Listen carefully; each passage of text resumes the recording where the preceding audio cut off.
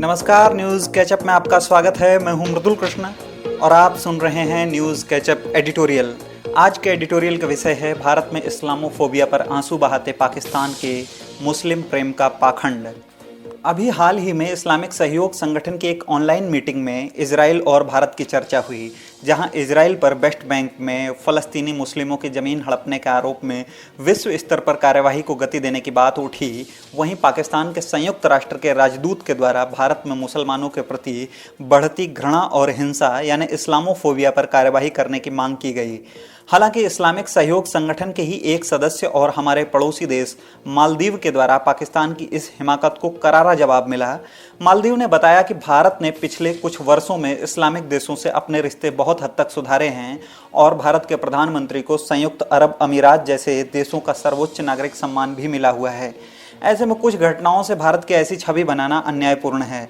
गौरतलब है कि पाकिस्तान इस्लामिक सहयोग संगठन में लगातार भारत के खिलाफ प्रस्ताव पेश करता रहता है, जिससे कि भारत को इस्लामिक दुनिया में कठघरे में खड़ा किया जा सके। भारत के मुसलमानों के लिए आंसू बहाते पाकिस्तान की हकीकत बेहद निंदनीय है। चीन में उइगर मुसलमानों पर हो रहे अत्याचार दुनिया में किसी से छिपे नहीं हैं।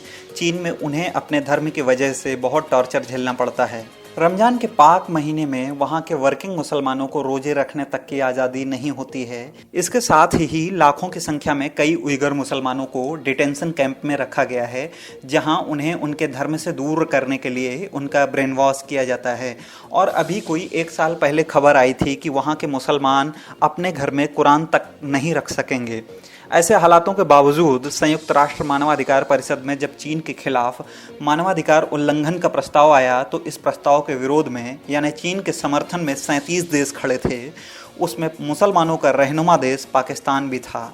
पाकिस्तान का पाखंड यहीं तक सीमित नहीं है, बल्कि अपने अस्तित्व में आने के बाद से ही अपने ही मुस्लिम नागरिकों के अधिकारों का हनन करना भी उसकी असलियत है। आज़ादी के वक्त पाकिस्तान के गॉडफादर मोहम्मद अली जिन्ना ने बलूचिस्तान को एक आज़ाद मुल्क माना था, लेकिन बाद में सही मौका देखकर उन्होंने उस पर कब्जा कर लिया।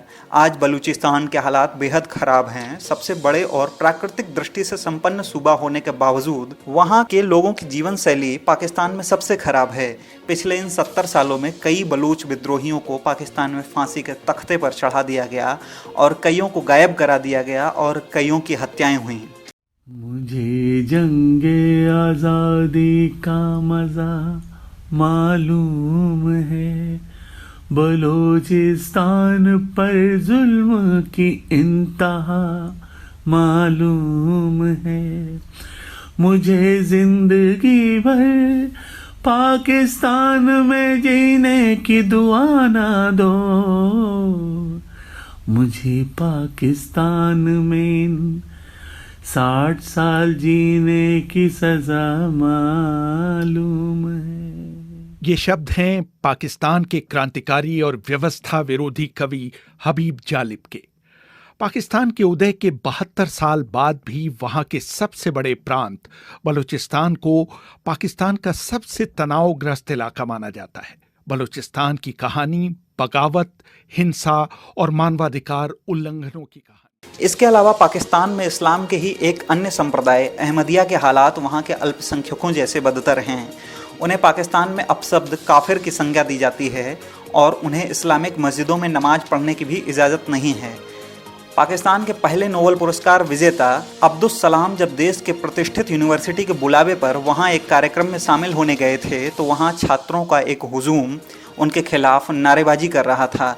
नारेबाजी कर रही भीड़ का यह कहना था कि वो विद्वान होंगे तो होंगे, लेकिन विश्वविद्यालय परिसर में वो नहीं घुस सकते क्योंकि वे अहमदिया हैं। पाकिस्तान में ऐसी कहानी कई अहमदियों की है। 7 साल पहले वकीलों का एक समूह सीजम कोल्ड ड्रिंक कंपनी का भारी विरोध कर रहा था, क्योंकि कंपनी का मालिक एक अहमदिया है।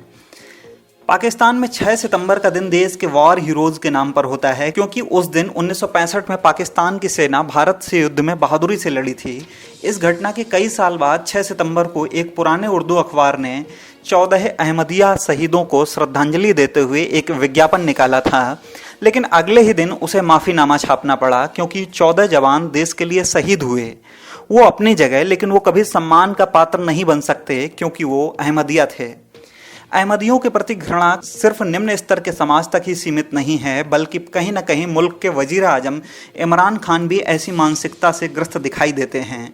2 साल पहले उन्होंने सरकार में आर्थिक सलाहकार के रूप में आतिफ मियां को नियुक्त किया था, लेकिन जल्द ही सोशल मीडिया पर भारी विरोध को देखते हुए आतिफ मियां को उन्होंने पदमुक्त भी कर दिया। 2 नेशन थियरी के आधार पर बना पाकिस्तान आज़ादी के मात्र 24 सालों के अंदर 2 टुकड़ों में बंट गया, क्योंकि पश्चिमी पाकिस्तान वाले मुसलमान हुए तो क्या, पंजाबी तो नहीं हैं। मेजॉरिटी हासिल करने के बाद भी पश्चिमी पाकिस्तान का नुमाइंदा देश का वजीर आजम नहीं बन सकता। भारत के खिलाफ इस्लामोफोबिया के आरोप को लगातार वैश्विक मंचों पर रखने वाले पाकिस्तान की कुछ ये हकीकत है।